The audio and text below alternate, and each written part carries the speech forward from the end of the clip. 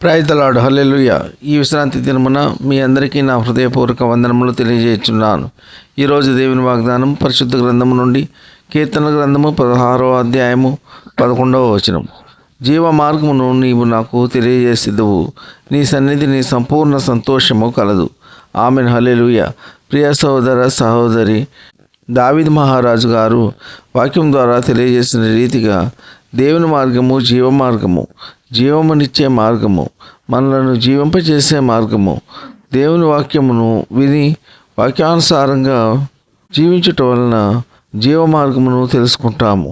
మరియు ఆయన సన్నిధిలో, దేవుని ఆలయంలో సంపూర్ణ సంతోషము కలుగుతుంది. కావున ప్రియ సహోదర సహోదరి, సంపూర్ణమైన సంతోషము ఆనందమును పొందుకోవాలంటే పెందకడనే లేచి మన యొక్క పనులు ముగించుకొని దేవుని ఆలయానికి వెళ్ళి ఆయనను స్తుతించి ఆరాధించుట వలన సంపూర్ణ సంతోషం కలుగుతుంది. ఈ కొద్ది మాటలు దేవుడు దీవించును గాక. ఆమెన్.